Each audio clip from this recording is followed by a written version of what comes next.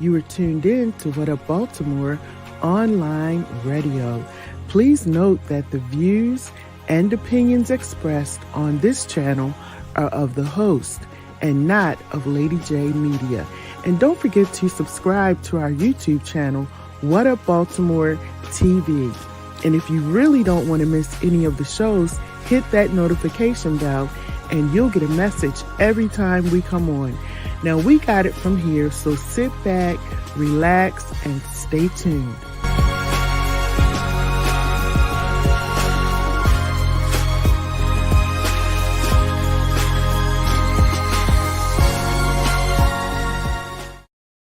Hey everybody, it's Dr. Lady J here. We are back again for another show with Monty. And as you all know, Monty is incarcerated, and the past few Thursdays have been, well, the past few weeks really have been busy for me. Y'all know my schedule gets really crazy around this time of year. I don't know if I'm coming or going. So we're back, and today Monty is on the phone. As you know, for those of you who are just tuning in, and y'all forgive me for moving around just a minute. Like, I'm literally just getting home. So I'm plugging stuff in so it won't die on me.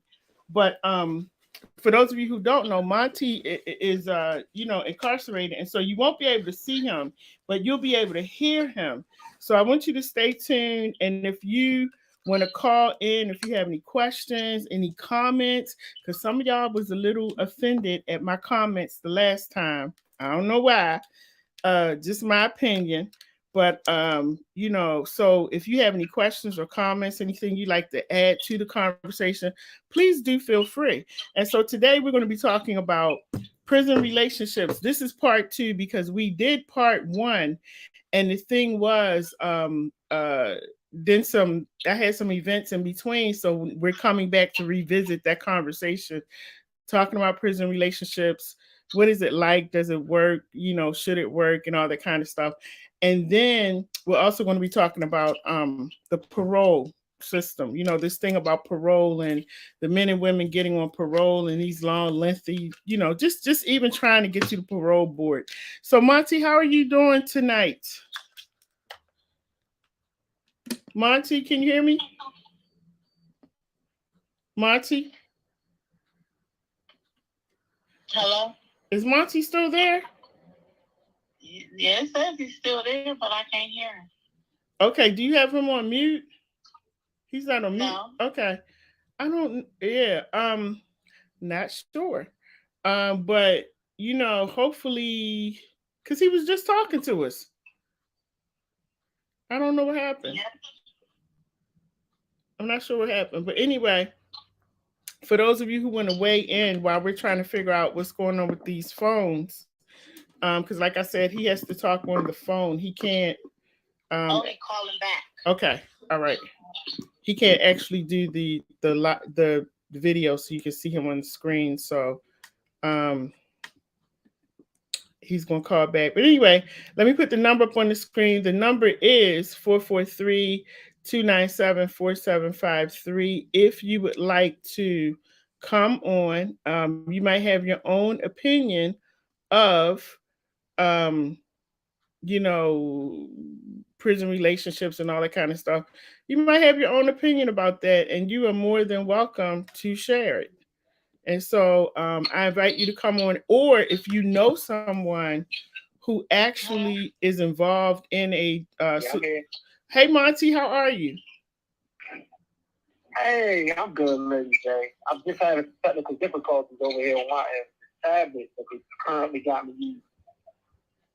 Oh, you're on the tablet. Can you hear me okay? Yep, I can hear you. Hey, come on. How are you doing? What up, Baltimore?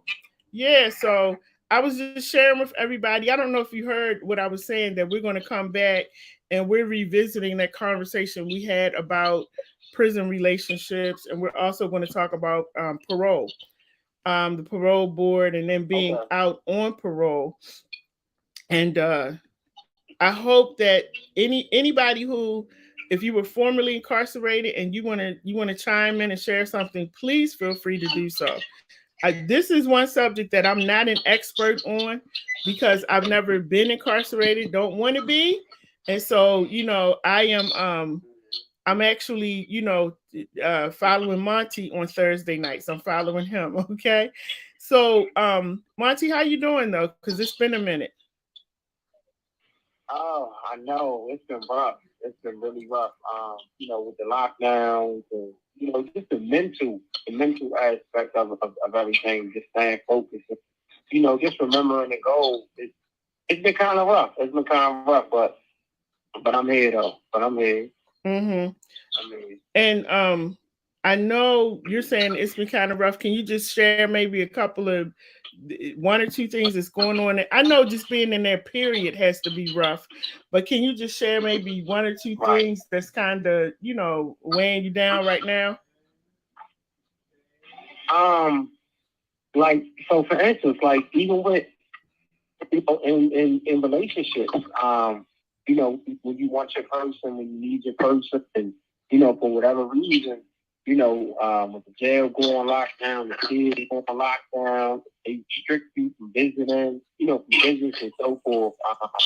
That go a long way. So and it weigh on people out there, a lot. And here it's like I had a person tell me, you're used to it. I think you can never get used to not being with your family, not being with the ones that you love and care about. You can never get used to that. So that visit, that hug, that kiss, that family day, that go a long way. That go a long way because they keep hope, and it keeps you striving for, okay, I got to be a better person, not for myself, for my loved ones. So it takes its toll, it varies, varies from, day to day, because your loved ones out there can be, upset or, they need you or they want to hug you and hold you.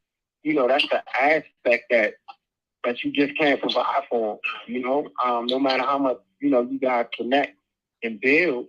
That's just an aspect that will never be there until, the person, gets free. So that's what I mean when I say, it's been rough lately. Because, everybody wants you to come home. Everybody needs you home. Everybody just wants you to do better, outside of shackles or through a glass or, somebody telling you what to do, with this controlled environment. So, yeah, it gets tough. Just mentally, it gets tough. Yeah, and I can imagine that do you feel a sense of guilt or anything? I know you said not being able to, you not being able to physically walk out and hug your loved one or be there for a birthday party, anniversary, Father's Day is getting ready to come up. We just had Mother's Day.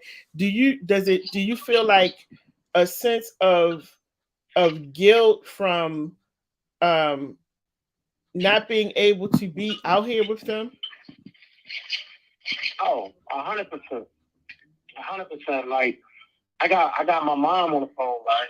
Mm-hmm. And I picked up and I say, man, this woman did everything she could, to be the best mom, to me, right? When I was young, and moved and provided that space for us to grow the way that we not really in toxic environments like that. So I know when it weighs on her, and she do her best to try to keep my spirits high, to keep me focused. So that guilt will always be there just to be a better son, to be a better man. But that you outgrown, prison. You know what I'm saying? Like prison is a punishment, but it's not like as they say, the whole rehabilitation thing, like all that stuff you gotta do on your own. So a lot of stuff I chose to do for myself, but also to show my mother and my loved ones to know that, hey, I ain't the same 10-year-old that I was when I first came in. So I want y'all to see me. I want y'all to see me, as I am, and not who I was, So yeah, it weighs. It weighs tremendously, man. It weighs tremendously.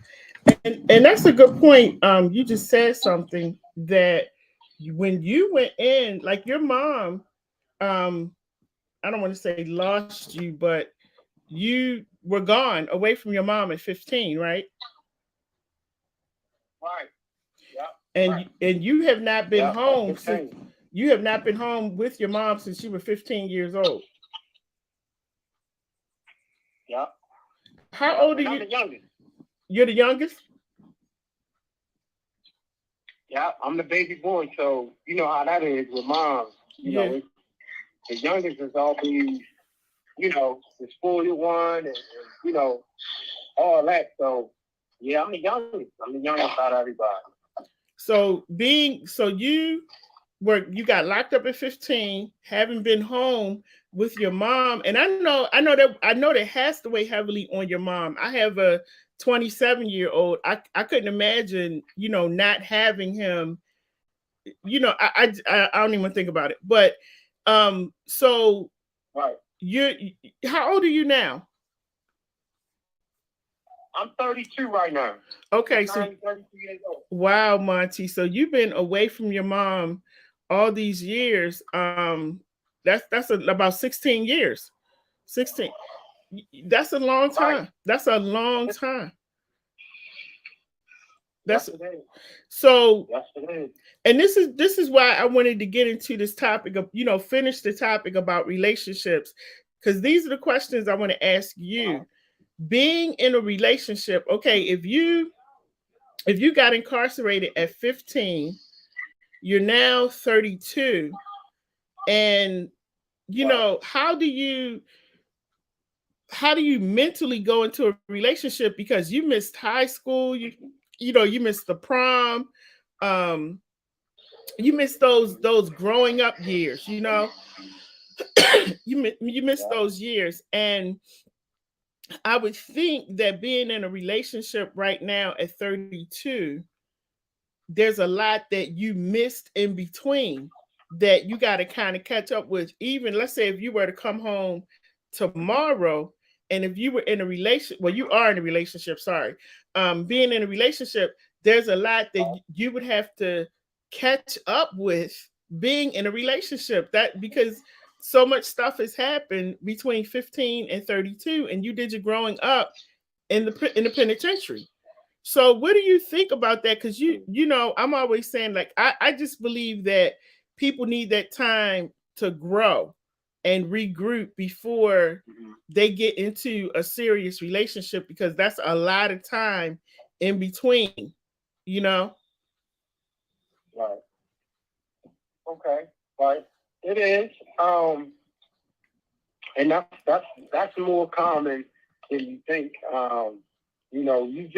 It's like, okay, just because you're incarcerated, don't mean that you stop being a lover, or you stop, yearning, for affection and love. And right.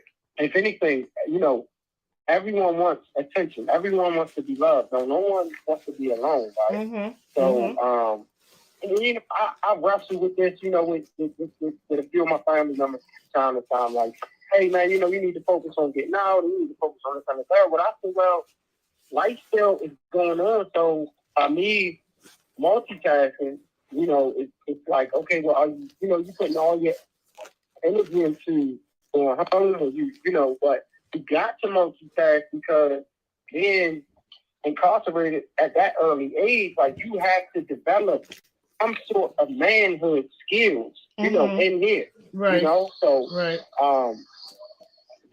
That do exist, because you gravitate towards, the men, that's in here. That's not. Let me see. Like, I'm trying to think of the word. You gravitate towards men that are demonstrating and displaying manhood, right? Right. So you stay away from the foolishness. You become disciplined. Mm-hmm. You become. You be foresighted. And many other things. So right. That development aspect is like, wow, like, okay, all right, I can see the gap, I can see the difference. Mm-hmm. But at the same time, like, I got to work with what I work with, right? Right. But I'm not one of them guys that's like, You 32 going on like 16, you know, because you fail to develop or whatever it may be. Right. You know, I don't carry it like that, right? It's a few things that I missed out on. I got a lot that I can't get back, but for the most part, I mean, I'm confident. I'm confident that that I wouldn't have no problems, you know, making that transition. Right. And you know what? I don't even want you to think that I'm saying that you will, but I'm just throwing out different things because I'm looking at the fact that you were so young when you went in.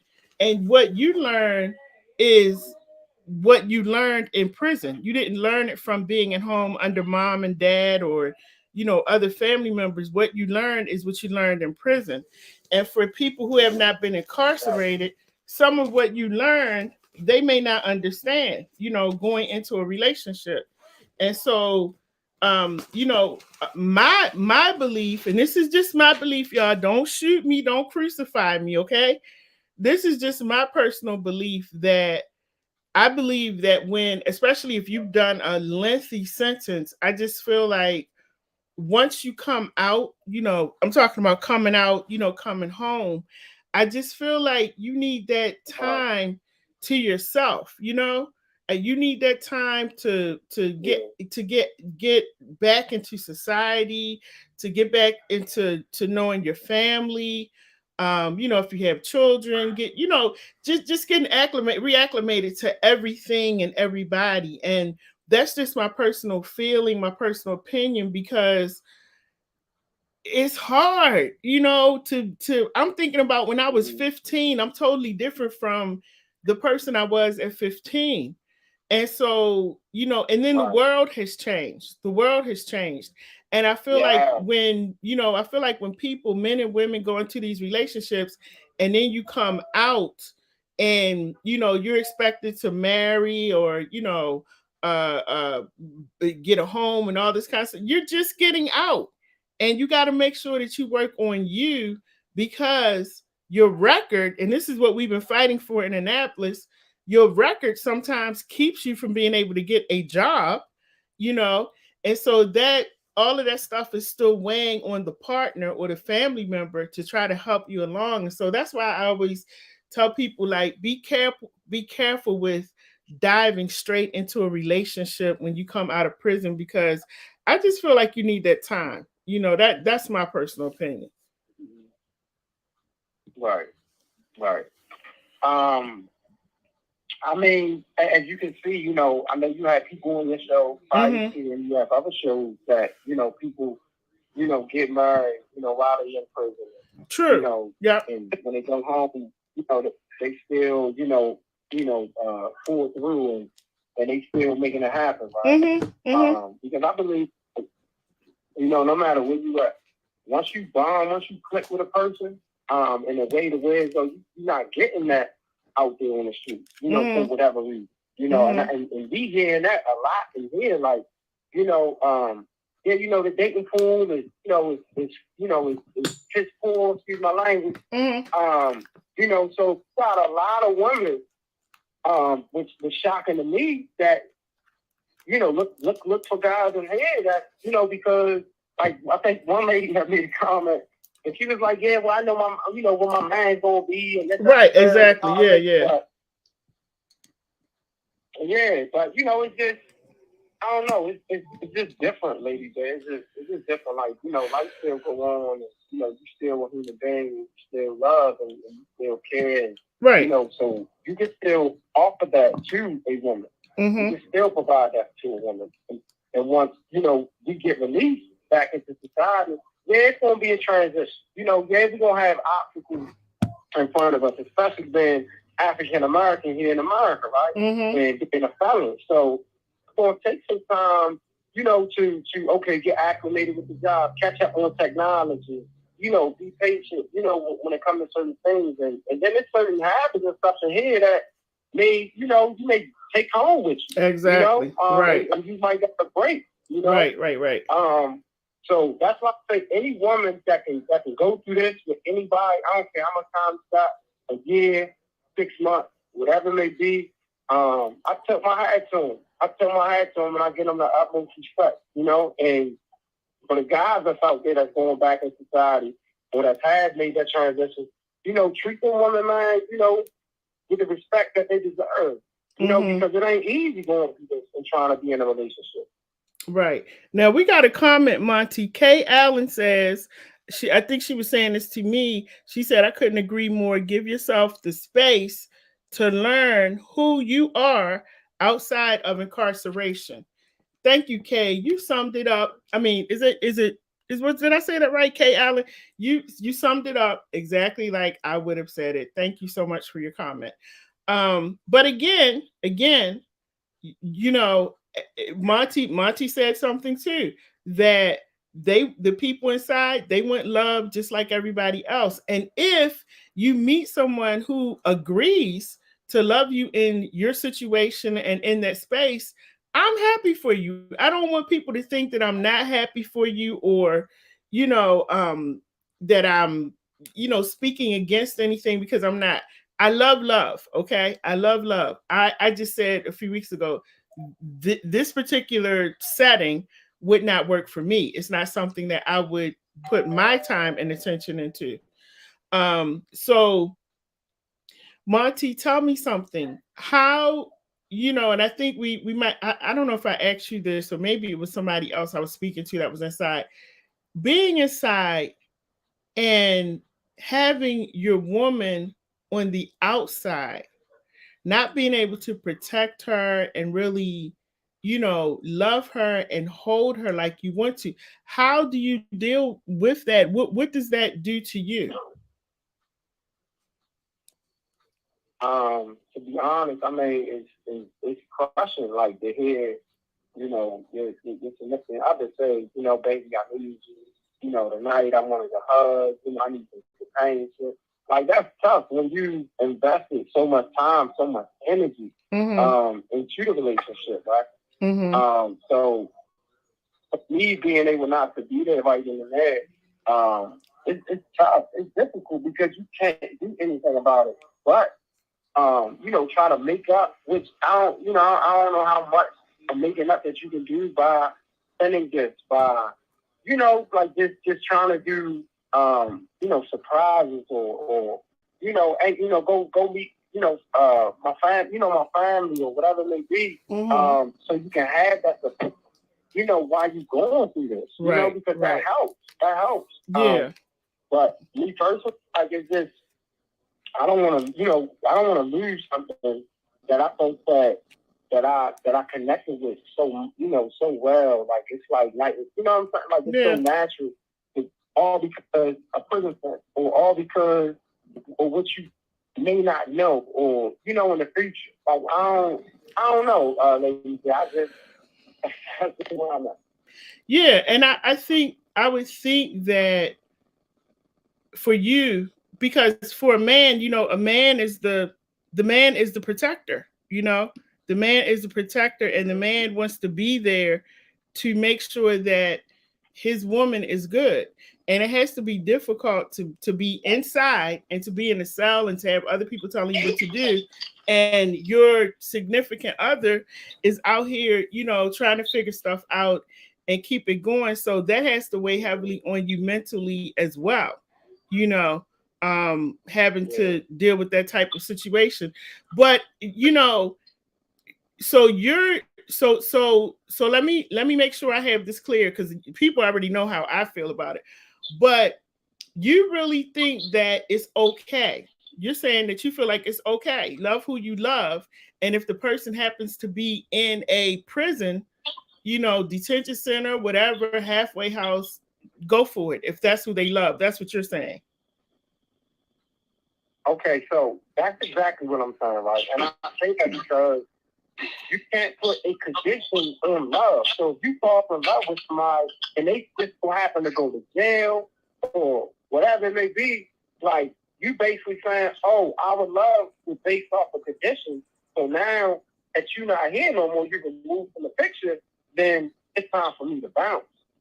So that makes me question, like, okay, so that love was based off a condition. It wasn't unconditional love. You understand what I'm saying? So That's what I mean by, yeah, if you're in a prison cell or if you catch it or whatever it may be, like, don't stop loving who you love because they're incarcerated. You know what I'm saying? Like, because you might not ever get that feeling again, ever in your life. So shout out to those who, you know, who pushing through and who making it work, right? That's my take on it. And for those of you who are just tuning in, because we're on Instagram also, Monty, but for those of you who are just tuning in, Monty is incarcerated, and he's been incarcerated since he was 15 years old. You said you're 32 now? Yeah, 32, yeah. He's 32 right now in a relationship, and your relationship actually started while you were incarcerated. And I'm gonna get to that in a minute. And so for those of you who are just tuning in, that's why you don't see him. You just see me because he's not allowed to do the video, but he's talking on the phone. So, and I think, Monty, going back to what you were saying, I get your point about if you were in a relationship with the person and then they got arrested. I think the question that pops up in my mind is, why are there so many people reaching inside of the penal system to find a man or to find a woman? You know, that the person is doing time, you know that you're not actually going to be able to physically be with them. I know people, you know, and this was even before I was going down to Annapolis and I met some beautiful people.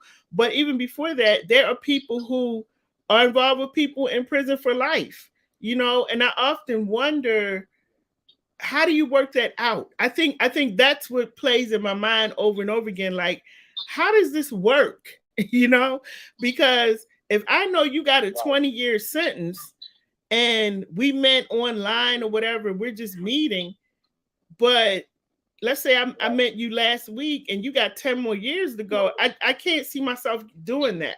And that's the question I was asking you. Is that fair to ask somebody to jump into a relationship like that? Okay, so two things, right? Substance.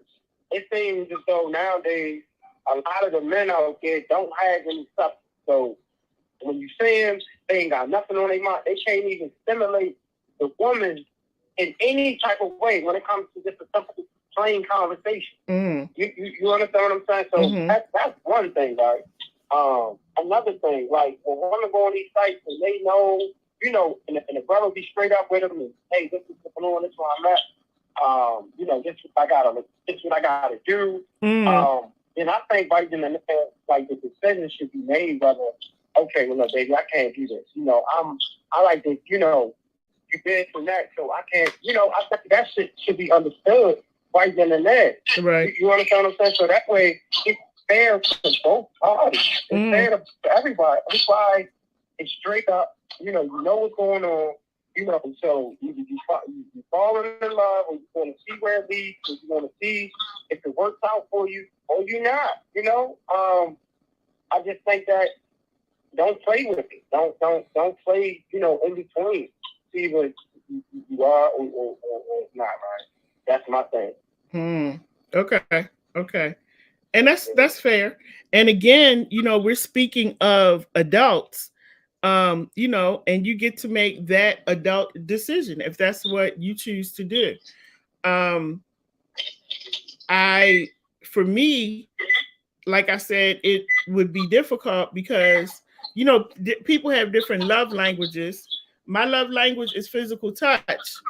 And so I couldn't deal with, you know, knowing that somebody has even a year or 2 years, you know, that I don't know that I could do that. And then I'm always thinking about the mental aspect of it when the person actually comes out, you know, because being incarcerated, Monty, that's a lot of trauma that you have to go through, you know. You're suffering from trauma, PTSD, all kinds of stuff. And then you're coming out, and relationships are work. Relationships are hard, you know. And so I just always, tell my brothers and sisters, please be careful. Please take your time.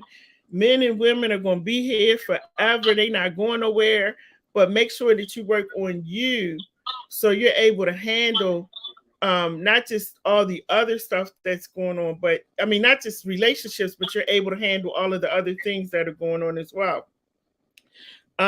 What is the toughest time for you being in a relationship? Is it the holidays or just every day?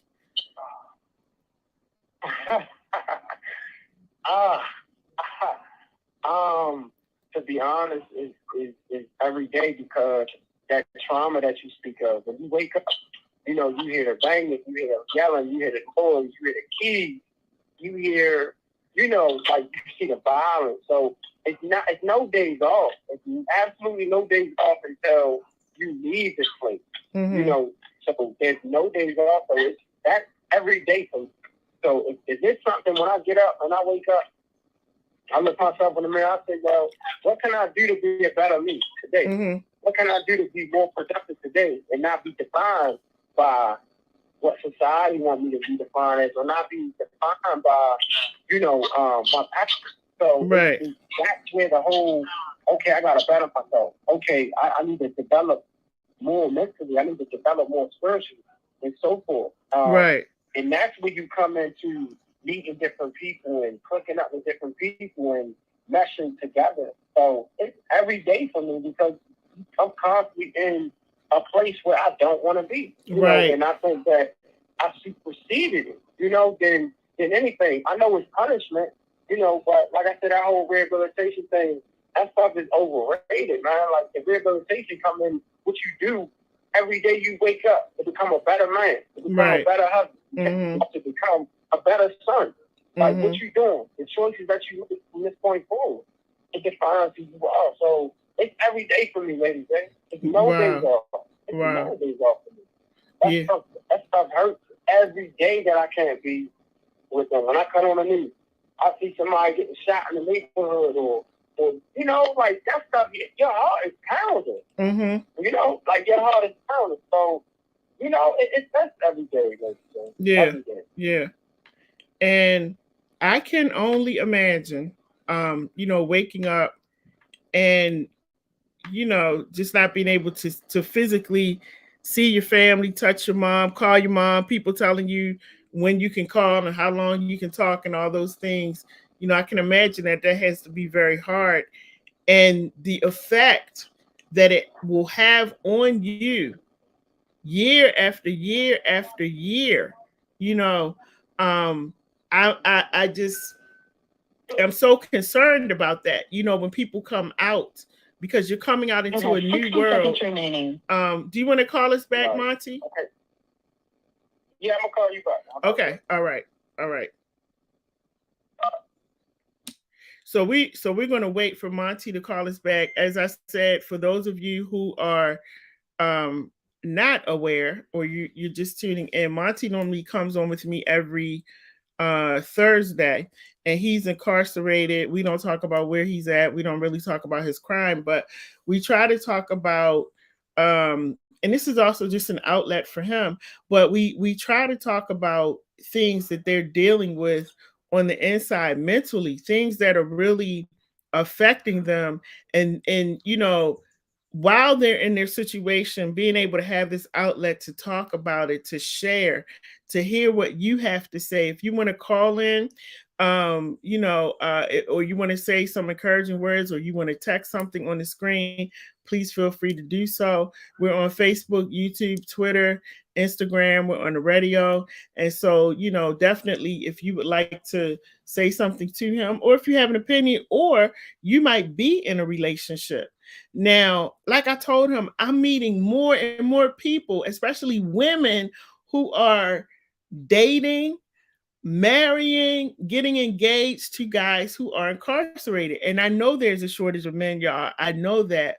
But I often wonder, do these men and women understand what they're getting themselves into? Because you become an incarcerated person as well. Okay, because you have to answer the phone at a certain time. You got to be available at a certain time. So as this person is incarcerated, you are incarcerated as well. And that's something that I think people need to understand as they're going into these relationships, you know, because a lot of people call me crying. A lot of people, you know, oh, Lady J, this is so hard. I didn't know it was going to be this hard. Well, the person is incarcerated. So you have to understand that, you know, they can't come home and hold you when you want to. You know, you might roll over at midnight and you want to talk to them. You can't pick up the phone and call them. So you have to understand when you're going into these relationships, you got to understand what it entails and the restrictions and the do's and the don'ts. And I get it, but you know, you gotta be smart when you're going into these relationships. Is Monty back? Yeah. Okay. Yeah, I'm back. Okay. So yeah, Monty, I was just saying that, you know, I just want everybody to be smart about what they're doing going into these relationships. Especially somebody like you who's incarcerated, you still got some more time to do. You know, making sure that as you're trying to love somebody else, that you're loving yourself, you're working on your healing and preparing for when you come out, and that the other person understands that when you come out, they need to give you some space. They need to give you some time, you know? Because these people, a lot of people be watching that show, Love and what is it called? Love, Love, life, Love Love After Lockup. Love After Lockup. I watch it too, y'all. Love After Lockup. Love. And so I think a lot of times people get caught up in the fantasy, y'all. A lot of that is scripted. And so I think people get caught up in the fantasy of, wow, you know, maybe I could find my ideal woman or man in prison. Maybe you can. I don't know. I'm not a marriage counselor, so I'm not going to play one. But so yeah, Monty, but thank you for sharing that with us. And another thing that you wanted to talk about was parole. What do you have to go through? Like, what are the steps that you have to take in order to go before the parole board? Okay, so I haven't went for parole, right? But I've known, you know, we've had seminars where the lawyers come, they talk about it, and of course, you got the guys that's in here that go up, right? Mm-hmm. So that's great. You know, you do a certain percentage of your time, and then you go up for parole, right? So if you are a lifer, or if you are somebody who has like a life suspended sentence, or if you got a murder or whatever it may be, you gotta take a risk assessment. So they gotta see if you are eligible to see if you will fit into society, right? Okay. So now these brothers, their parole dates have came, they have went because they're waiting on to take risk assessment, right? Mm-hmm. So the risk assessment, a lot of these guys are waiting 18 months plus because it's all being done in one particular institution. So in essence, it is pushing guys back further. It is delaying them. So with this being said, I think that a lot of us, you know, you want your loved one home. You know, if this particular situation applies, you know, then we gotta go down there. We gotta fight at Annapolis. We gotta bring it up, you know, to the congressman, to your representative, that this is what's taking place. It's a backup. It's a huge backup when it comes to this. So after you take the risk assessment, then you go back in front of the parole board, you know, and they, you know, assess everything. And then they make their decision, whether they want to give you a hit, or whether they want to release you, or whether, you know, back to society, whether they want to put you in a program. But as of right now, that is a huge setback that's going on that actually appears around here. The risk. So basically, there's a lot of guys, I guess women as well, who are actually eligible for parole, but just having a tough time getting before the parole board. Correct. Yeah. And you know, on the flip side, Monty, the thing that we've been fighting for in Annapolis is these long parole sentences once they come out. You know, there was one gentleman that testified in Annapolis, he had been out, he's doing well, you know, doing everything he's supposed to do. And he had a 13-year parole sentence, you know, and he was testifying that he won't ever be able to really get to move up on his job. Even though he's doing well, he won't be able to move up. He won't be able to get a raise because he has a felony on his record. So you know, right now there was a bill that got passed, which is going to help a lot of people who have these long parole sentences, and that's going to really help them coming up. So that was one of the great things, you know, that passed this time around that I was really happy about. But again, these are, you know, I'm just getting on my soapbox for a minute. These are the things we have to go down to Annapolis and fight for, everybody. We have to go and fight, because if we don't fight and we don't go down and find out what's going on or what's not going on, our loved ones will be sitting in there forever trying to get out, you know. So somebody has to do the fighting on the outside. Now, do you have a parole date coming up, or you got to wait a little bit? Well, I have a Juvenile Restoration Act coming up. Not a parole date. I wait for the parole, but I have a Juvenile Restoration Act coming up, which is basically a hearing. It's like a modification, which you got to have 20 years in. They review the adjustment history. They take a look at, okay, you know, you've been locked up as a juvenile. You know, and they look at what type of trades you got, what type of home structure, what type of support system that you know that you have. If they was to decide to release you and let you go, so that's what I'm going for here in a few years. And the success rate has been phenomenal. A lot of the guys have been going up.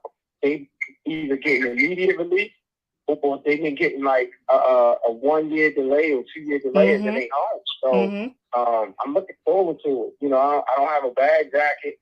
You know, I got support. I got family. I got friends. You know, jobs lined up. So I'm looking forward to it. I'm really am.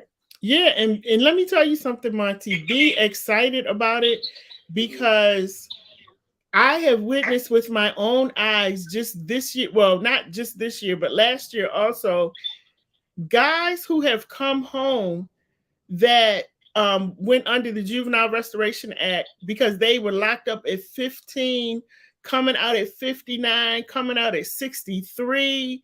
You know, all of these long, lengthy sentences. I cannot imagine, you know, going to prison at 15 and coming out at 63 years old. You know, but they're starting to let them out. And so be encouraged. I actually had a gentleman on the show, I think it was last Monday. He went in as a juvenile, and I think he's in his 60s also. And then Gordon Pack, you know, he gave his testimony. He went in at 15, came out at 58, you know. And so there are a lot of people who are coming out. And you know, what do you say? Let me ask you this question. What do you say to people? Because we get this argument on the flip side that you need to stay in there and do your time. You know, forget about the Juvenile Restoration Act and all of that. You need to stay and finish your time. It doesn't matter how old you were when you went in. You did the crime. You need to stay in and do your time. How do you respond to that? Okay, so first and foremost, for those of you, you know, are not familiar with the payment system, the deck is stacked against us. You know, the deck is stacked against us. We've had representatives, you know, come in from D.C. and say, hey, man, you know, the deck is stacked against y'all, you know, so there's really no rehabilitation. And these know that, right? So for those who are trying to say, you know, hey, just lock them up, throw away the keys, society is not getting better, as you can see, because there's no therapy that's going on. There's no treatment. There's none of this hands-on stuff. It's just, just lock them up. So when you get the guys that come in and out on a revolving door, it's because they're not getting anything while they're in here, right? I get it. You know, you make a choice, you make a decision, whatever it may be. And then you have other factors that's kicking in on this, right? When you go home, you got to pay parole. You know, when you go home, you got to apply for a job. Right. But now you're a felon now, right? So you have all these things that are stacked up against you. So, you know, guys convert back. They go back to what it is that they know, which is not a good thing. But at the same time, if we would take the time out to invest, you know, like other prisons do outside of the United States, because the United States is the #1 incarceration country in the world, you know? So that's how they make their money. This is how they make their money. So when you look at other countries and how they deal with incarcerated people, it's not, okay, just lock them up in warehouses. Because every day these guys down here, some of these people got double life, triple life, 160 years, whatever they do. And they're sitting around doing nothing. So the littlest thing can tick them off, and it's violent, you know, because it's warehousing. There's no programs.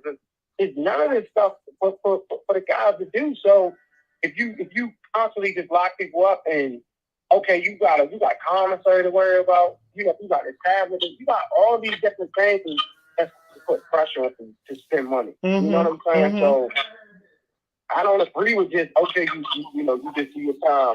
Nah, because the justice system not doing nothing for them. And then these are the same people that are re-entering back in these same communities. You wonder why certain things are taking place, because they're not getting no help. You know, some of these people got real life disorders in here. You know, like real live disorders that you can visibly see. You know, so yeah, I don't agree with that. I don't agree with that, because most of them look like me. You know, so they come from neighborhoods that I've been in. You know what I'm saying? So I'm not just gonna say just lock them up for them away. I can't say that. I can't say that. And you know, the sad part, Monty, is that when we were in Annapolis, there were a lot of elected officials who said that. Basically, you know, they didn't say it like lock them up and throw away the key, but you understood what they were saying when they were talking. And they had no room to hear about how do you help somebody that's incarcerated, how do you help them heal, how do you help their mental health. A lot of them didn't want to hear that. That's why a lot of our bills didn't pass, you know, because a lot of people didn't want to hear that. Now Van says, you're so right, Monty, and that's where Kwesi Mfume, what is Kwesi Mfume doing besides hiding? I have written that man 100 times. Monty, keep pushing. It's about making a difference, and that is something that makes you push harder when you touch down. Thank you, Van. And then she says it's more Black men incarcerated than any other race. Black men will always be symbolized. Yeah, so you know, and I love what you said, Monty, and I wanted people to hear from you. And again, for those of you who are watching us on Facebook, YouTube, Twitter, and listening to us on the radio, the reason you don't see Monty is because Monty is incarcerated and he can't do the video, so he's talking on the phone, and that's why you just see me. But one day we're going to hope that we see Monty on the screen as well. But Monty, so you know, and I really wanted people to hear from you about that, because there are so many people who say to me, and I'm a chaplain, you know, they just feel like, you know, they just feel. Can you hear me? Hello? Can you hear me, Monty? Yeah, I can still hear you. Okay, all right. So there are a lot of people who really don't like the fact that you all are pushing for. It's like you're pushing for your rights in prison, and so people will say you're in prison, you don't have any rights. You know, if you wanted to have your rights, you should have done what you were supposed to do when you were out on the outside. And so I wanted people to hear from you about that. Okay, so that's before, you know, everything. That's like number one. So I'm not making excuses. Now these are the facts, right? Mm-hmm. When you go into a impoverished community, right? When you go into a community where though it's a broken family, you know, it's how many homes is it where though it's a mother in the home with no father, she working 2-3 jobs, you know, the kids are not even getting everything that they supposed to do. Mm-hmm. Mm-hmm. You know? So with that being said, this causes for the lack of skills. Yeah. This causes for the lack of education, the lack of awareness in our community. So right. That's what a ball falls in. That's what a ball falls in. Because a lot of the African American men, well, yeah, they incarcerated. They incarcerated. Just read the numbers. If people think that it's a joke, it's a game, just look at the numbers. A lot of us are incarcerated. Right. Right. Which paralyzes. It paralyzes us. It paralyzes us in so many different ways.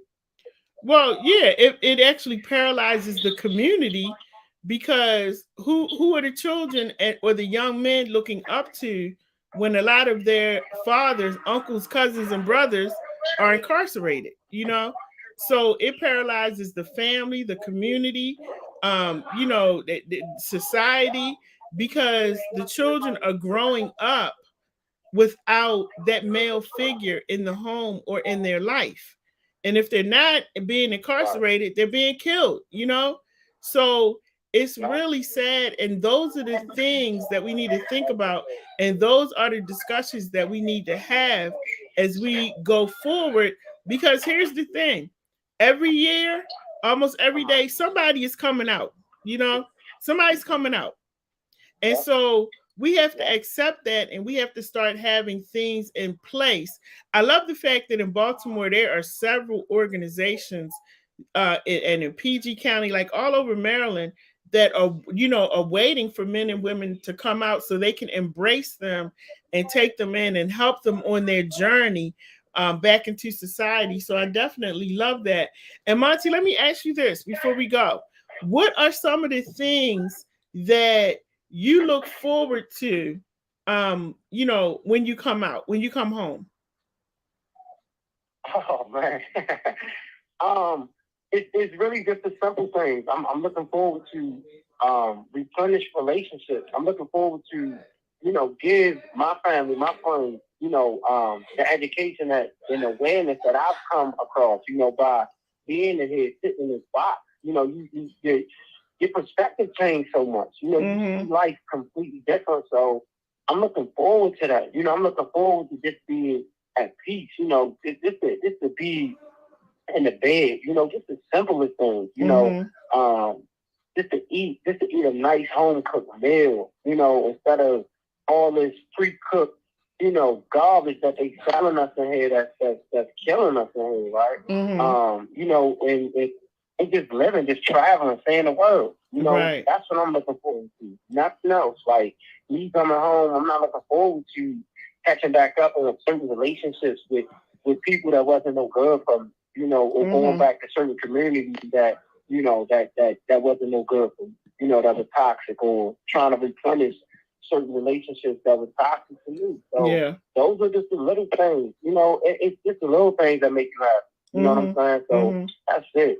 That's all. Yeah, and you know, about a month ago, I was at the detention center because I had a client I was waiting to go and see, and this young man had just released him, and the first thing he said was, "Oh my goodness, I haven't seen the sun in so long." Like he was so excited about seeing the sunshine, you know. So I understand what you're saying when you say just being excited about the simple stuff, the little stuff, because he was about to jump through the door, you know, because he saw the sun coming through the window and he just hadn't seen it in so long. And so those are the things that, you know, I hope, as you know, men and women come out, that you would take your time to embrace, you know, to enjoy, you know, if it's by yourself or with your family, whatever, but just take your time easing back into society and everything. This world is crazy out here, you know. take your time easing back into all of this because it's a lot to take in. And you going in at 15, so many things have changed since you were out here, you know. And so the world is totally different. And you may see things on TV or hear things, but it's nothing like actually being out here in it. And so you know, that's why I said I love these organizations. I don't want to start calling names because I don't want to miss anybody, but there were organizations that I'm going to name 3 of them that I really got to appreciate. Well, 4 actually. Miss Leah's Miss Leah Green, her organization, I really came to appreciate. Marilyn Cure, you know, her organization. And Miss Leah is just, she's like 80 something years old and she's absolutely amazing. And then also, No Struggle, No Success. I love what they're doing. Had a chance to go, you know, to some seminars and some things that they're doing. And then the other one is the Maryland Justice Project. And there's another one, oh goodness, I knew this was going to happen. I was going to forget.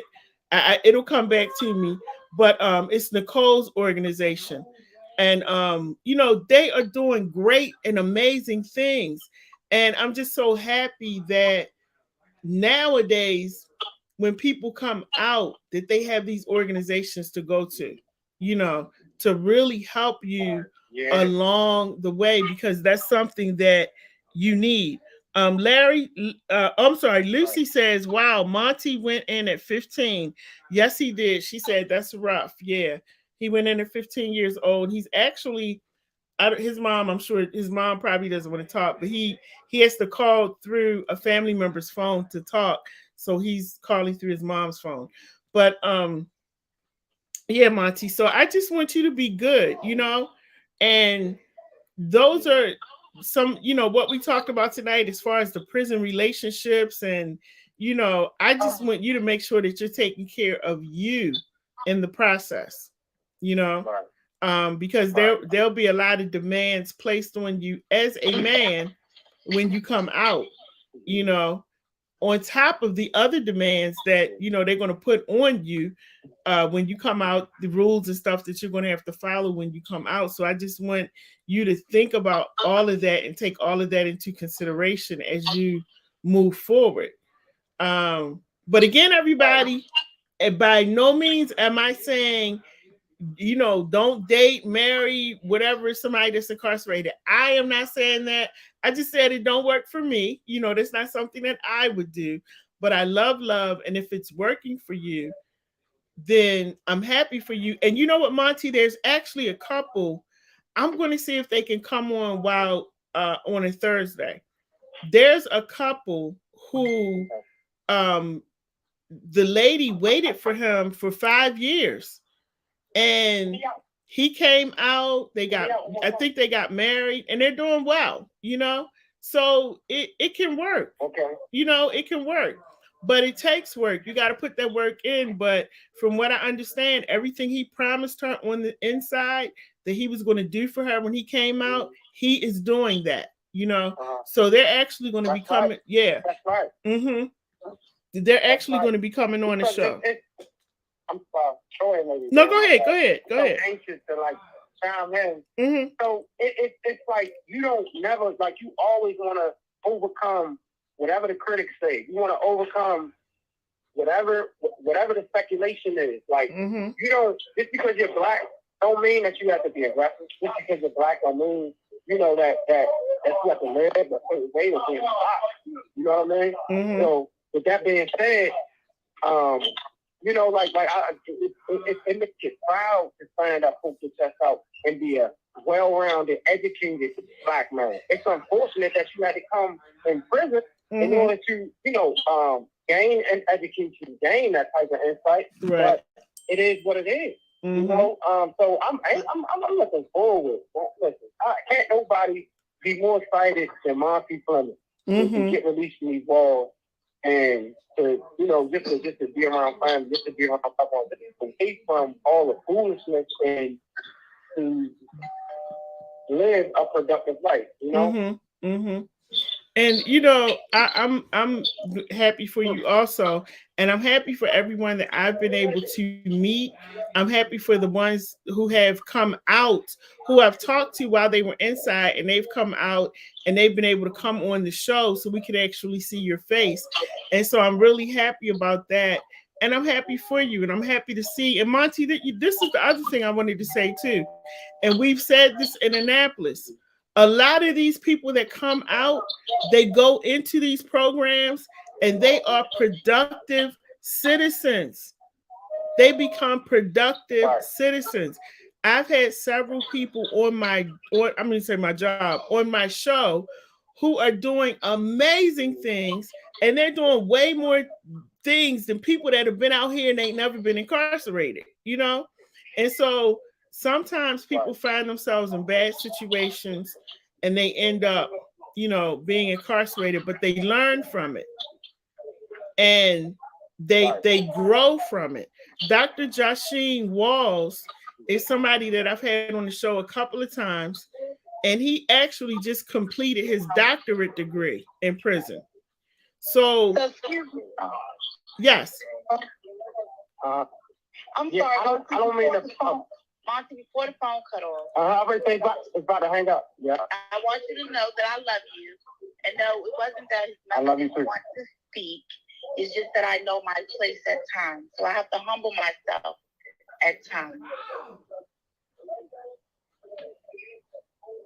Okay. Hello? Are they still on? Yeah, I'm still on. I was just letting your mom talk. So just know that you always have your family support no matter what.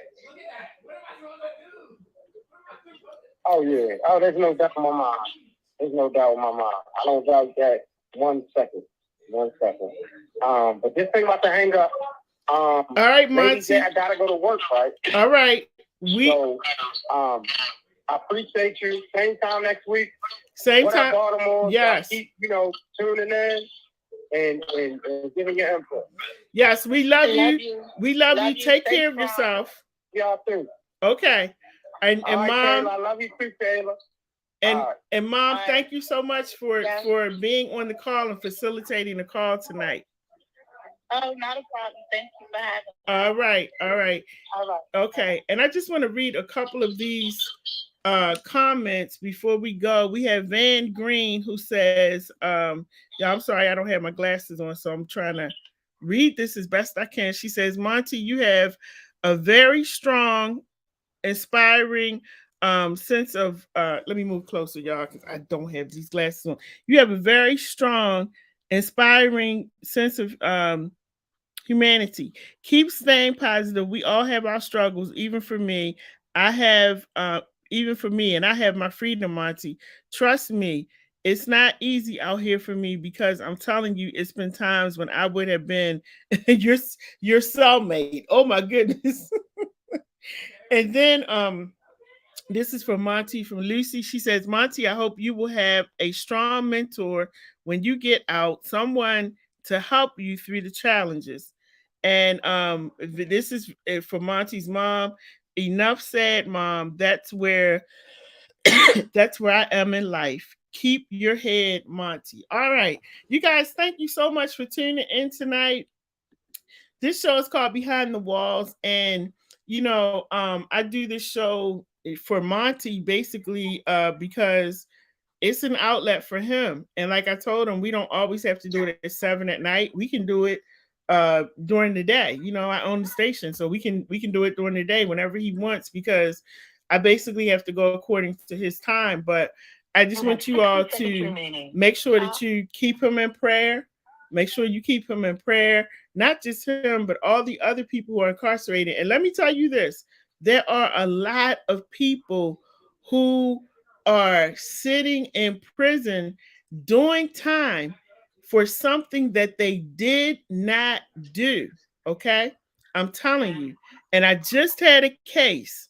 Hey, Joyce. Joyce said, she said, see you soon, my brother. She said, Monty, see you soon. I just finished the case, and I'm going to have that young man on here soon, just trying to give him time to, get itself back together. But this young man was put into solitary confinement for 90 days. He's 18 years old, 19 years old, and he did not commit the crime, and he was wrongfully convicted. He was under somebody else's name and birth date. And so a lot of times when you say lock them up, throw away the key, we got to make sure that we know what we're talking about, because what if that was your family member? And so I'm not saying that everybody in there, has not committed a crime, because most of the people that I go to court with, they have committed the crime. Can people be rehabilitated? Yes, they can, because I've seen it with my own eyes. I've witnessed it with my own eyes, and I've witnessed people spend an enormous amount of time in prison and come out. And like I said to Monty, do really great things. I just attended an event, the 10-year anniversary for the Ungers. If you don't know who the Ungers are, go look them up. I don't have time to go into it, but it's UNGERS. Look up the Ungers. That celebration was so beautiful, and to see so many women who have been incarcerated, who know each other, but to hear about all of the great things that they are doing. I think that was 2 weeks ago. It was a black tie event. It was fabulous. Shout out to Toy and Hassan. It was beautiful. And so, that criminal justice just happens to be my passion. It's not everybody's passion. It's not everybody's cup of tea, because a lot of people don't want to, walk into a facility and the doors closed behind you, and they've taken all of your belongings and you got to go on your visitation. I have to do that even as a chaplain, but that's what I love, and that's where I'm gifted at, in working with people who are incarcerated and people who are getting ready to go to court. But find your lane, everybody, and stay in it. And sometimes before you speak, I say this all the time, before you speak, think about what you say, because you never know.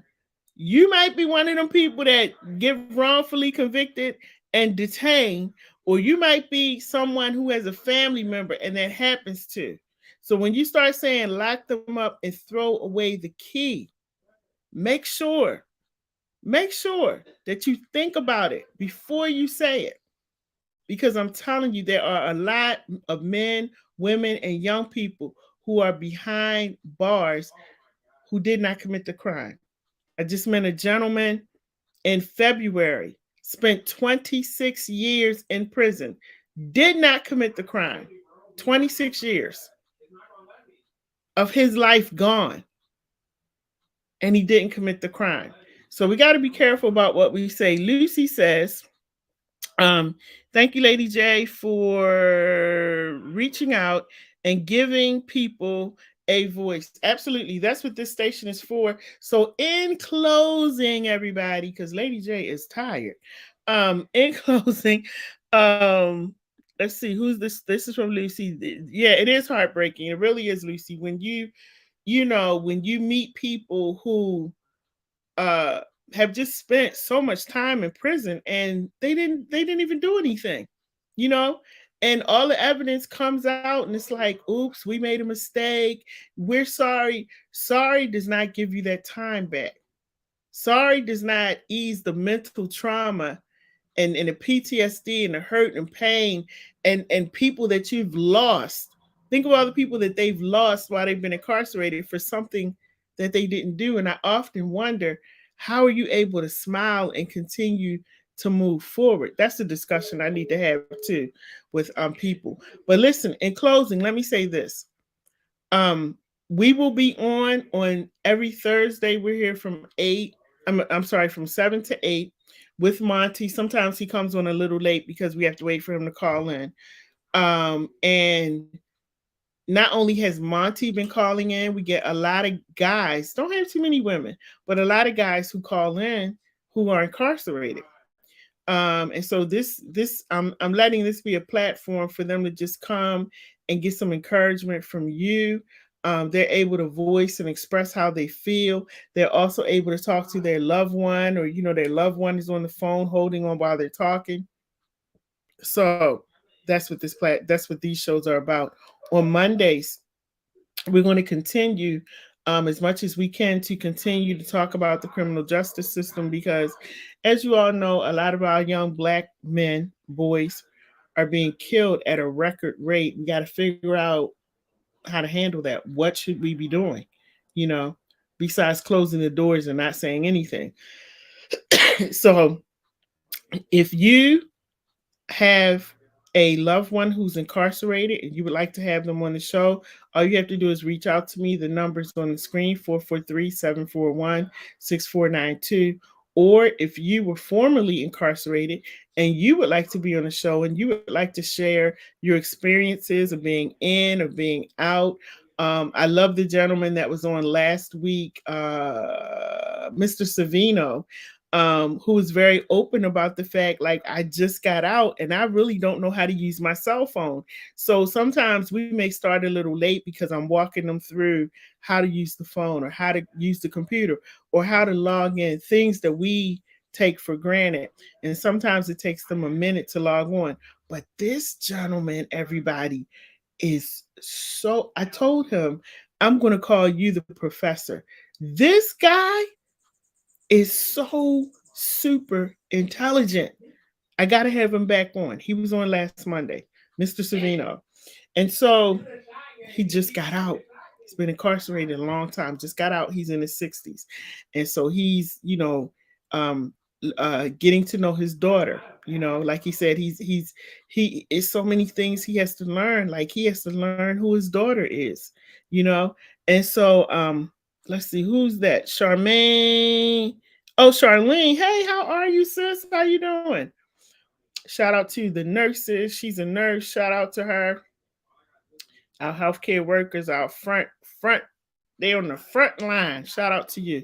So everybody, if you are someone who was formerly incarcerated and you want to come on and talk, listen, that number, 443-741-6492.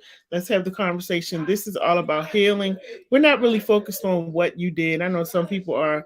We're not focused on what you did. We're not focused on any of that stuff. I'm just focused on your healing, your mental health. Where are you going from here? And that's how I talk to the inmates when I'm on the inside speaking with them as a chaplain. I'm not going in there throwing scriptures and the Bible at you. I'm trying to get up here to help you to move out of that stuck place so you don't ever go back and think that it's okay to go into prison. That's not normal. So we want to change all of that. And so thank you so much for joining me tonight. My name is Dr. Lady J. This show is called Behind the Walls with Monti. Keep Monti in prayer because Monti is up for the it's time for me to go to bed, y'all, because I can't even remember the name. He talked about it on the show.